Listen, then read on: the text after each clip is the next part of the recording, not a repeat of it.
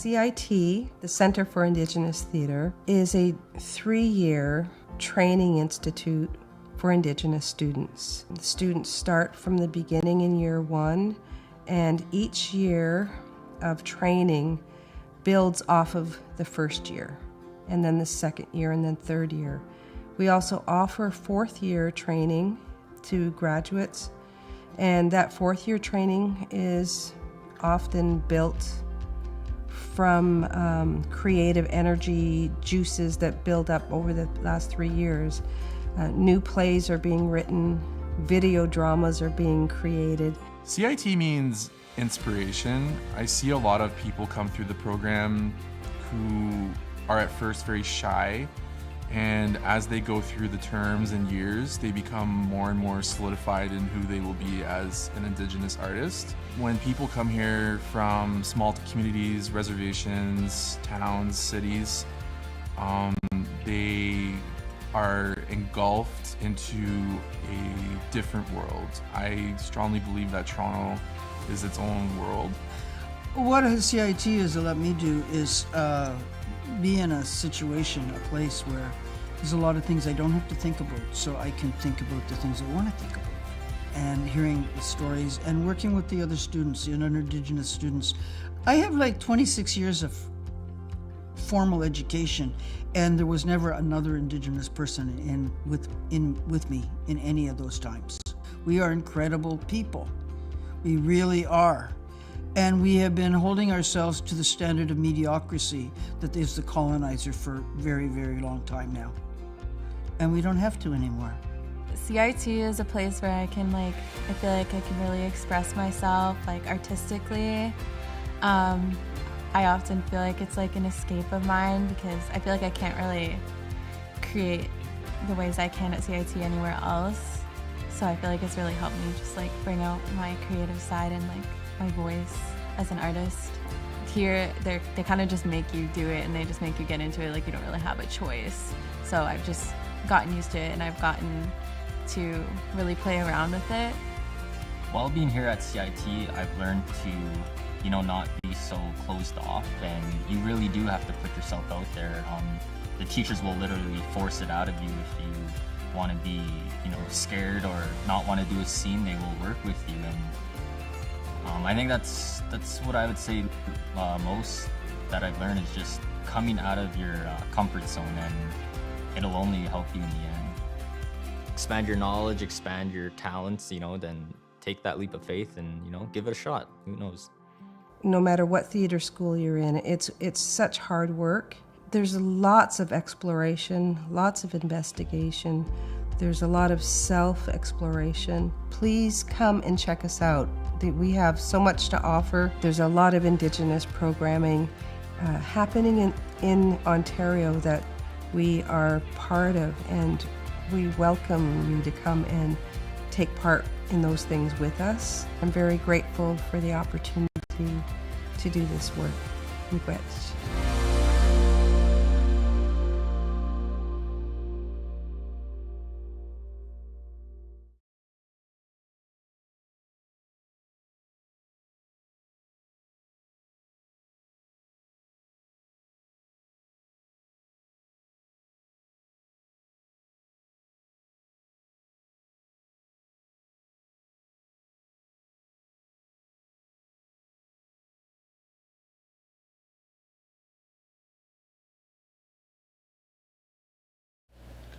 Welcome to the Center for Indigenous Theatre's Program Info Session. My name is Pearl. And I'm Princess. We are current students at CIT. We're happy to have you join us today. We're here today to answer all your questions about our school and how you can become a student in our classes.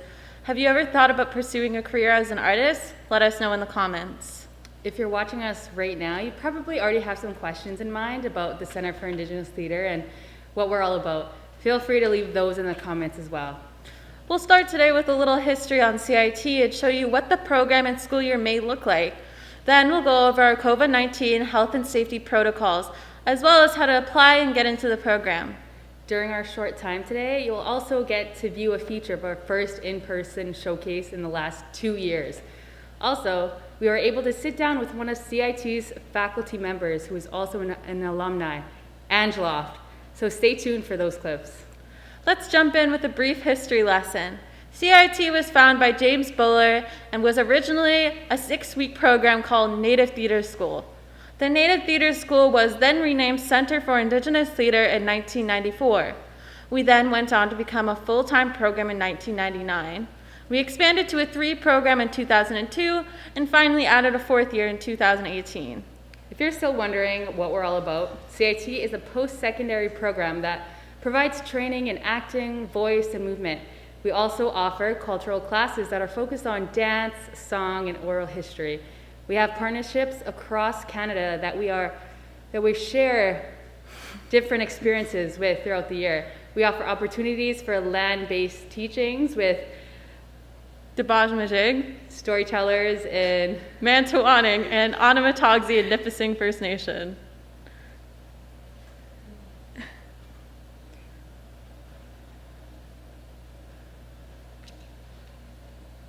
Now it's time for a clip. Sorry, I could not. Anyway, how are you? Jats kanawage nito wagano titakarundo kanagere next Okwari ni wagitaroda. Nyagoa, thank you for having me here. Today we'll be sharing a few things that are pulled out of a lot of site-specific research, a lot of arts-based explorations, a lot of opportunities to get people to craft something out of nothing. So we spent the first little portion of our time together with the story creation class online. So the challenge of sending people out to research things and then come back with stories, right? Go outside, do some research outdoors, come back in, let's do some writing, right? Back and forth, on the floor, off the floor. We came up with this sort of, let's call it an ode to Trinity Bellwoods Park, actually. But also it's a bit of a conversation around something that a lot of us experienced last year. Still possibly going on these days. So yeah, it's a little call to action, but also just a little love letter to all of the entities that we know that live in these areas around here, human and non-human. Okay, so thank you very much for being here. I hope you enjoy. Before we begin, I would just love to acknowledge both Brandon McDonald and Dane Dillon, who contributed to the development of this script, who you will not see in the piece, but their words are part of the piece. Thank you very much. All right, let's take it away. Thank you.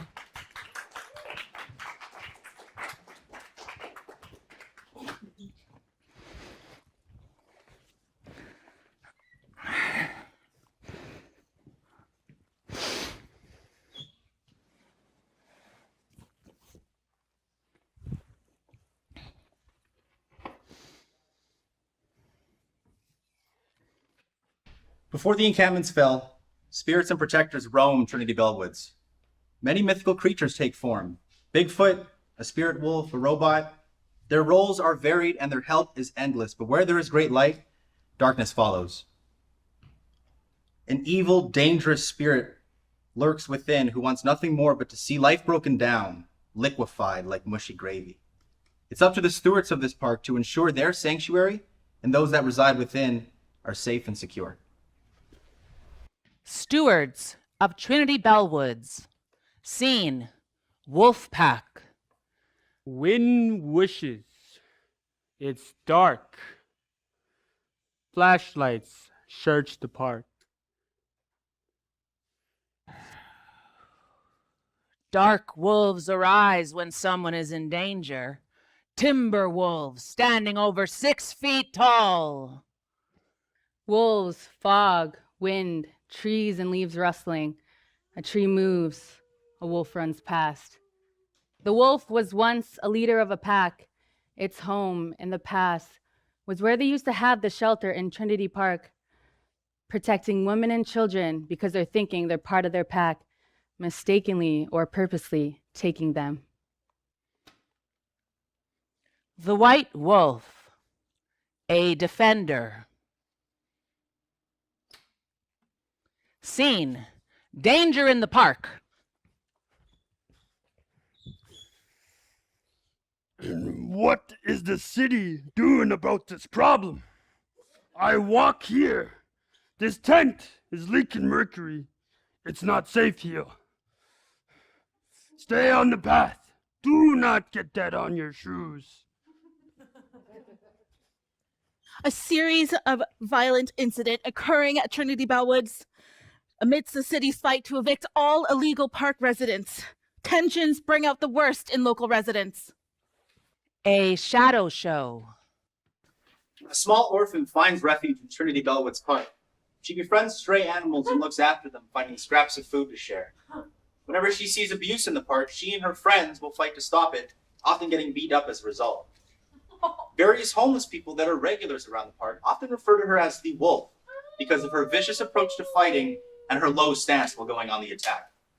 One night, she's confronting an abusive cop overusing his power. She's arrested. When she eventually finds her way back to the park, she sits there in the park during winter. Normally being warmed by her friends, she gets tired and her consciousness begins to fade. She sees a silver wolf staring at her. It walks towards her and places its forehead on hers, and in her mind she hears, Be calm. You have done enough. Now you may rest. She pushes back within her head. No, people are afraid in this park, and I need to protect them. Scene. Interrogation. Bigfoot in disguise.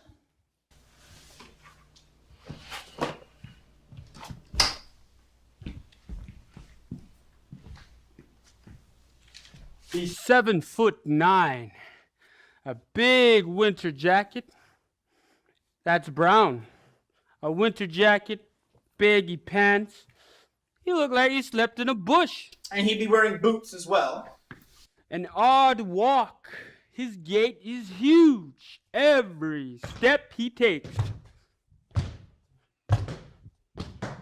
Scene. Park jogger.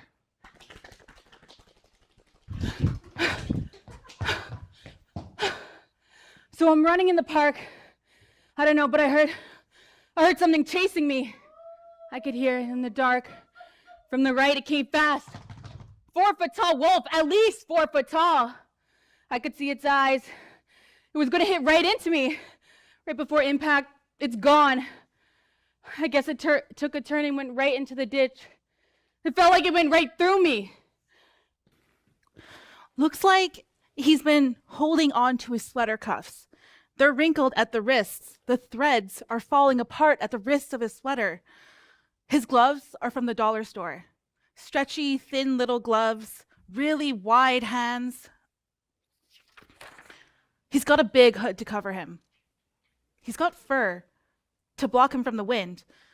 Underneath the jacket, looks like he has a vest on.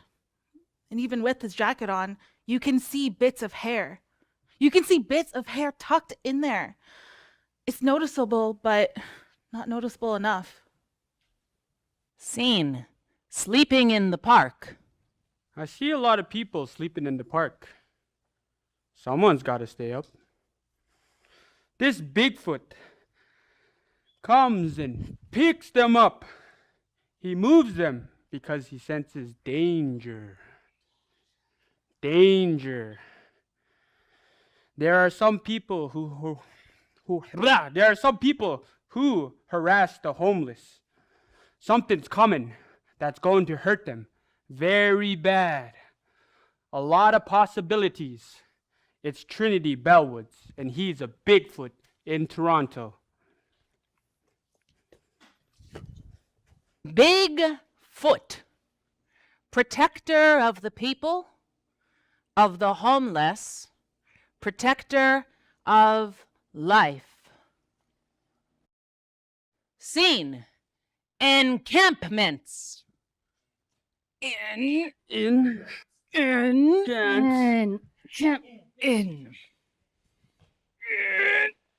This was like the whole first few months I was here. Wasn't it in October where they all disappeared?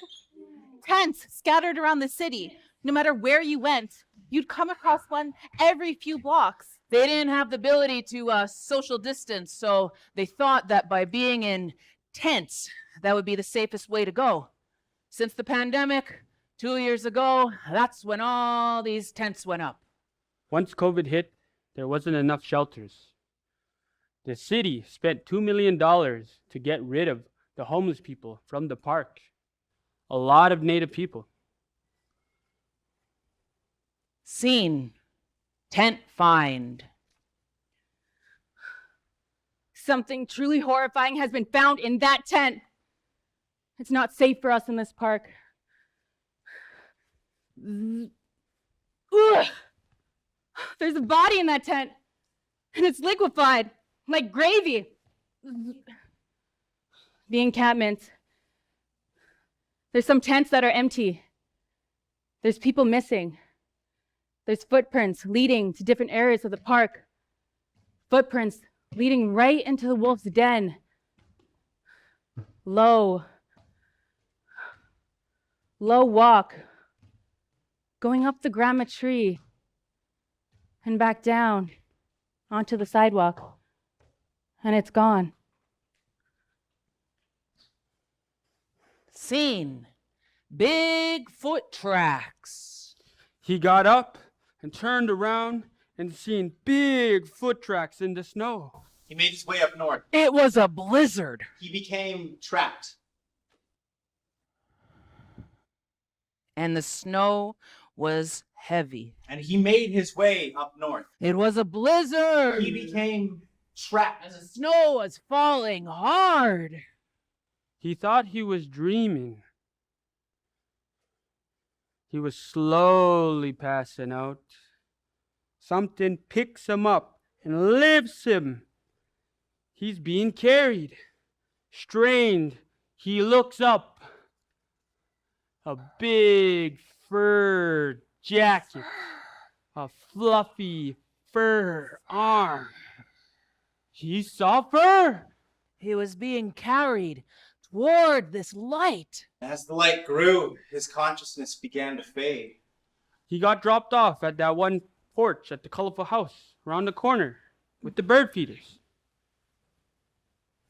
You know you gotta be a millionaire to live in this area.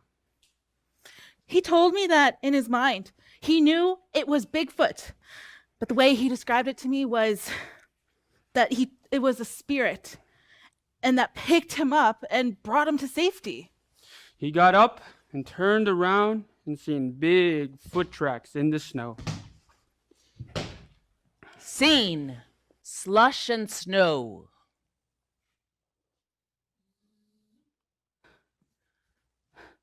Snow and slush everywhere. More quiet. A ton of snow, white, reaching out. Clouds and blue sky. Spring. I noticed the trees were almost reaching out, and I seen the sky, and it did remind me of being back home. Zoop.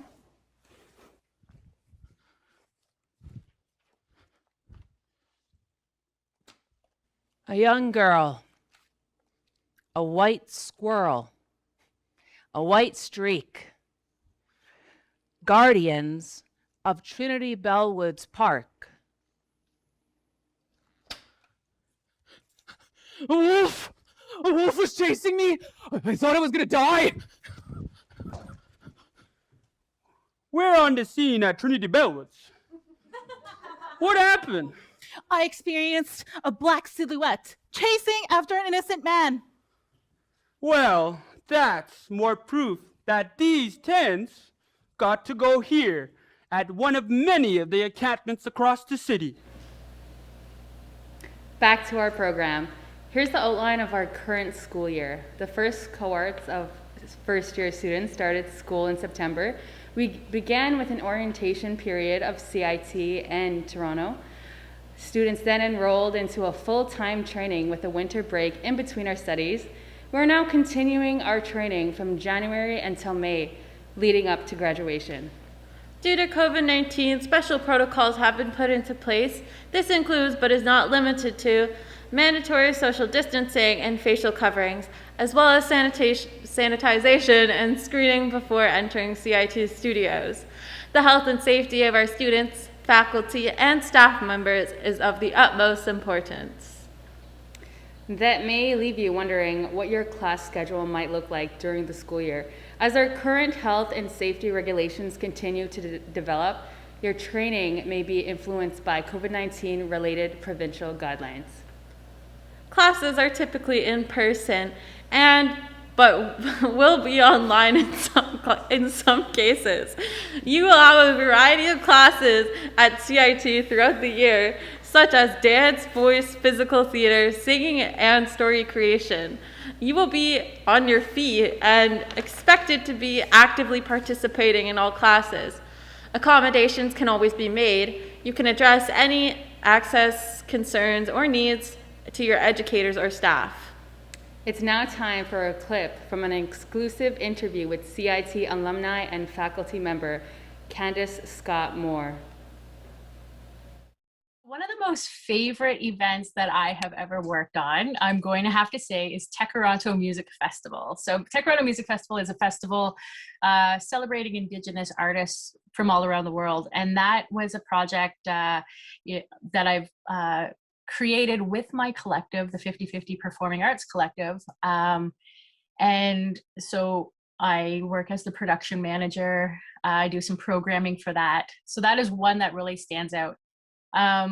Another one that I would have to say is I worked in many roles. I'm the head talent coordinator for the Inspire Awards, formerly known as the National Aboriginal Achievement Awards. I've worked as the associate producer, as well as the producer of the opening ceremonies for that show specifically. I've been working on the Inspire Awards for 15 years. So that is another really cool project that comes to mind, as well as Planet Indigenous. Planet Indigenous, I worked on all of the festivals, all the years that it was in existence, and met my husband at that festival. He's a performer from Australia. So, really cool stuff. I mean, I could go on and on and on with the different festivals, films. I have a arts collective here in my community called the Wiyokwadong Arts Collective, and we work with our community members and the elders, and we create and write plays, and we produce them using our community members. Everybody's involved. Those are the projects that are like to the heart. It's like our stories created by us, told by us, produced by us, performed by us, and like everybody in the community comes. Everybody. So yeah.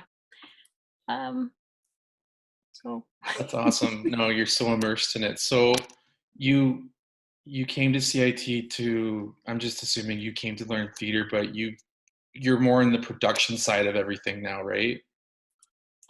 So when I first came to the Center for Indigenous Theater, I was I was going to be a star. I was going to be, a theater actor, and I loved it. I did. I really, truly loved all of the learning that took place to form form characters and all the backstories and all the, from like our stage combat classes, our clown classes, our acting, our voice, vocal movement, like all of that. I feel like plays into my roles today, but also in my final year was more of the technical production side of the theater, and that's where I fell in love with just doing the production side and stage managing. Love it. Producing, love it. I just found my niche and built on that. And so it was at school. It was in my final year, and I was an apprentice, stage manager apprentice on the scrubbing project with the Turtle Gals. And I was like, wow, this is, because even when I was in school, I wanted, as a performer, I was always like, so I was on the stage, but I was watching, what are the lighting guys doing? Like, what is the set people doing? Like, what is everybody doing? You're like, oh, these meetings are happening over here. Like, I really found myself wanting to know everything about the show.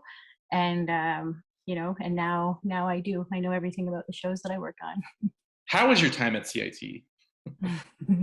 Okay, so my days at CIT were probably some of the most memorable times of my life. I feel like it was those formative years of becoming an adult and growing up and learning to make decisions and learning who I am and going out and meeting people. So I would have to say that number one, I came from the res. I was just 19, 20 years old and moved to Toronto when it was like I had only ever been to Toronto to see a Blue Jays game, Canada's Wonderland, maybe maybe a family trip once to see a play. But other than that, I had never been to Toronto on my own. So coming and moving to the city, when my parents dropped me off, they left and they were in teary eyes leaving, thinking, oh, what are we doing leaving our daughter in this big city? And I was excited. I was so excited to be there, so excited to be doing something that I loved to do, finding my way to different studios, going to my classroom and meeting my classmates, and those classmates became my family. We did everything together. I was very fortunate that the years that I went to school, my fellow classmates, we were all really good friends, and still to this day, 20 years later, we're still in touch and we're still friends. But learning all the different crafts and skills that I had learned and I had never ever experienced before. Thank you, Candace. Did that inspire you to want to apply? Let us know in the comments below. Wondering what requirements are needed to apply to Center for Indigenous Leader? You must identify as First Nations, Métis, or Inuit. You must be 18 years of age or older. You need a grade 10 English level or higher. Have an interest in voice, acting, self-discovery, and theater, as well as an interest in exploring Indigenous culture and knowledge. Now that we've gone over requirements, here are important documents that you must submit when applying to the Center for Indigenous Leader. They include an updated resume, a 500-word essay expressing your interest in theater and coming to CIT, two references that can vouch for your interest in theater, a photocopy of your health card, an audition video of you doing some script work. To help you out with your audition, we've created a how-to video. Take a look.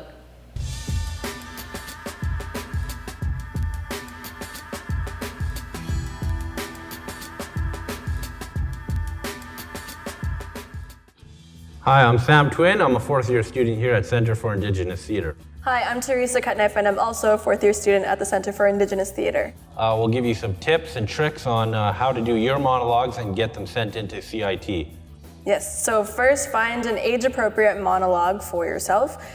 Use something from the Indigenous canon, something like from Thompson Highway, Drew Hayden Taylor, Kenneth T. Williams. Do you have any more? Keith Barker, Alanis King. And if you have any troubles finding anything like that, you could email CIT and we'll provide you with a monologue. So Sam, what did you do for your audition into CIT? I did Isaac from Thunderstick by Kenneth Williams. What about you? What did you do? I was sent a collection of different story pieces from Coyote City. What to wear? Wear something simple, neutral colors, something that you're comfortable and confident in. Yep. And there's not really a time limit for it, but it should be around 3 minutes. If you have any other skills that you want to show, like singing, dancing, hand drumming, anything and everything, feel free to submit it. But you do have to have a monologue. Unless, of course, you're a storyteller and you have a story, then you could submit that instead of the monologue, but no accents, please. And the most important thing is to have fun. And if you stumble, that's okay. Yep. You can do it over and over as many times as you feel. Have any other difficulties like doing your monologue or audition? Probably the hardest part was memorizing it all, and I had somebody film it for me. I did not know that it was best to film it with a neutral background, so I filmed it just in a living room and there was a lot of things in the background, but it worked out. And you don't need a professional camera. We're doing this on an iPhone 10. You can stack it up on some books or put it on a table, whatever you got to do. As long as it's capturing basically from half of your torso up so we can see your shoulders and your head. You could have a relative or somebody hold the camera for you, and you could just send that into CIT. Have fun.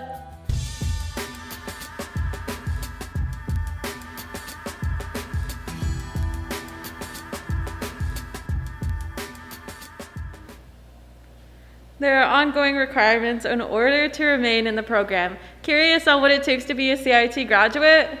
You are expected to be on time and present for all classes, and you must actively be looking for funding while you attend your studies. Tuition costs each year are $3,750. Before you go, we would like to mention that there are alternative funding options if you are unable to receive financial support from your band. There are other organizations that you could submit applications to for funding. These include, but are not limited to, Inspire Foundation, Dreamcatcher Charitable Foundation, Métis Nation of Ontario, Canada Post, Mississaugas of the Credit, other local organizations. If you are in need of funding application assistance, contact us at Center for Indigenous Theatre. We are accepting applications for our full-time program as well as our summer intensive right now. The current deadlines was May 31st, but apply as soon as possible if you're interested, as applications are still being reviewed. Reminder, no student has ever been turned away for lack of funding. Please make sure to follow us on Instagram and like us on Facebook to stay updated on CIT news and updates. Also, check us out on our new website at indigenoustheatre.com. We would also like to thank our funders. With their generous support, we are able to provide a school for our students. The Department of Canadian Heritage, the Ontario Arts Council, the Toronto Arts Council, Ms. Way Beak, Aboriginal Employment Training, Hastings Park Foundation of Rights and Freedoms, McLean Smith's Foundation, Ontario Arts Foundation. Thank you for attending CIT's program info session. Also, if you have any questions, please leave them in the comments section below and we'll get right back to you. See you soon.